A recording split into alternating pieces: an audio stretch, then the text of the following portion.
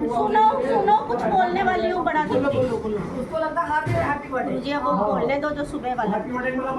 Actually चक्कर क्या है, जय गुरु जी, इस टाइम धरती पे बहुत पाप बढ़ गया, बहुत ज़्यादा।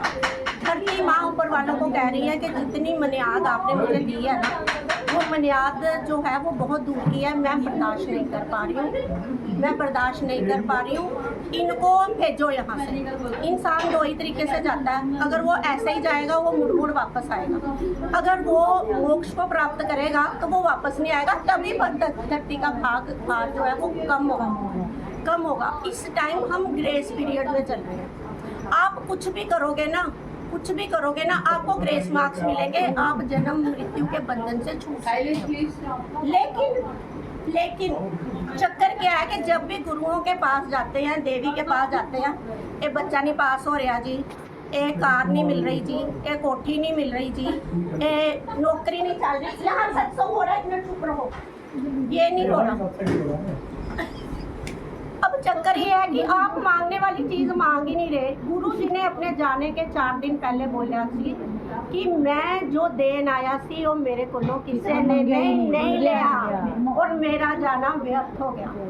अब वो गुरु व्याप्त हो गए हैं, सर्वव्याप्त। उन्होंने अपना मानव जन्म छोड़ के इतनी अपनी पावर बढ़ा दी है कि अगर गुरु जी का समझो 5 करोड़ अगर भगत है ना, तो गुरु जी 1000 करोड़ हो चुके हैं।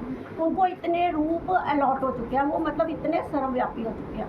अब वो फिर से देने को तैयार है। ये ग्रेस मार्क्स वाला टाइम आ गया। चक्कर ये है कि आप ना एक बार वो मांगना शुरू करो जो गुरु देना चाहते हैं। उसके लिए 5 पैरामीटर है। पहला है मोह है आपका इनका, फिर है लोभ, ये मैं, और फिर है इसके बाद आपका क्रोध, ये क्रोध नहीं चाहता, फिर है आपका अहंकार।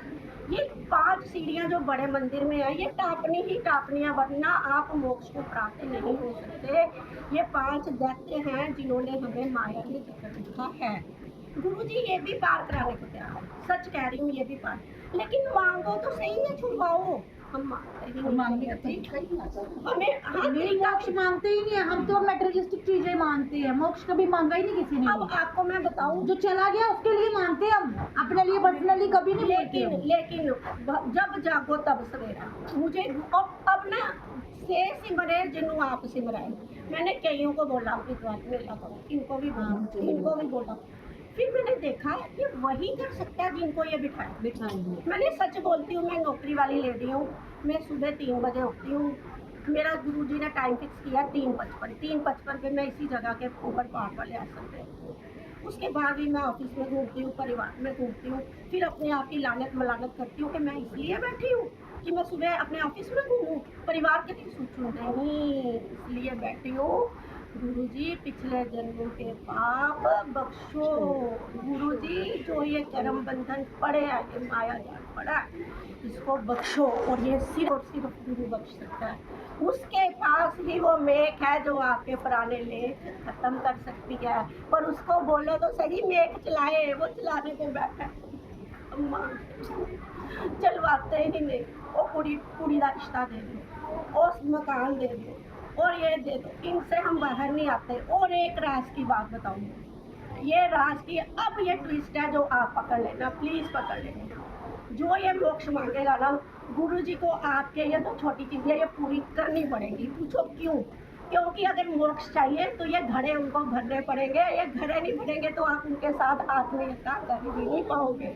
उनको ये करना ही पड़ेगा कि इसका ये भी घड़ा भरो, ये भी भरो, संतुष्ट हो जाए समर्पण। अगर वो घड़े नहीं भरेंगे तो आप समर्पण भी नहीं कर पाओगे।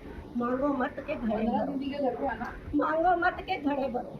उनको बोलो मोक्ष दो, घड़े भरने उनकी मजबूरी हो जाएगी, क्योंकि घड़े भरेंगे नहीं आप आगे जाओगे नहीं, ये उनकी मजबूरी हो जाएगी। हम घड़ों में फंसे रहते हैं, घड़ों में नहीं फंसना गुरुजी।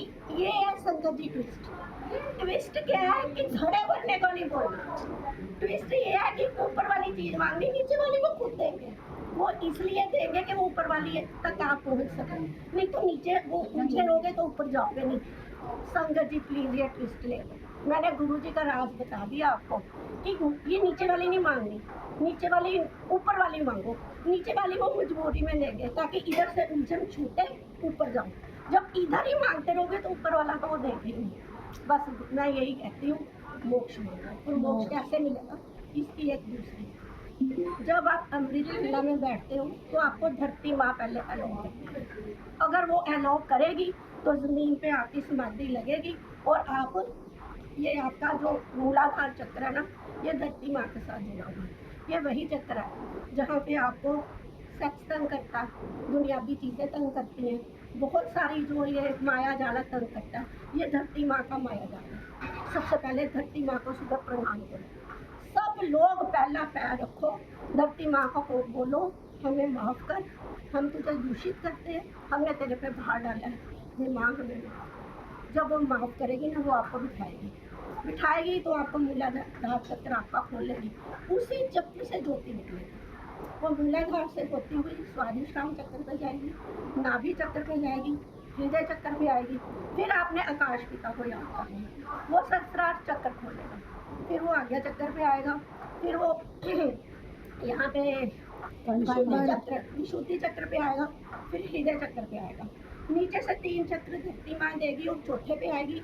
ऊपर से 3 चक्र आकाश देंगे और चौथे पे आएंगे। ये धरती और आकाश का मिलन होगा, जहाँ पे ज्योति जागेगी, वही ज्योति मेरे ज्योति है। बड़ी सी ज्योत से हम निकले हुए हैं और छोटी सी ज्योत हमारे अंदर है जो हमें नहीं दिखती। जब ये जाग जाएगी तो ये छोटी ज्योति ही अंत समय बड़ी ज्योति में समाहित होगी। लेकिन तब होगी जब गुरु और पृथ्वी माँ, जो हमारी धरती माँ, जो हमारी अपनी माँ है, जो भगवती है, जब ये चाहेंगे तो इनको दोनों को मिला लो, ये ज्योति जाग जाएगी और ये बड़ी छोटी ज्योति बड़ी ज्योति में समाहित हो जाएगी, वापस नहीं होगी। इतना ही है।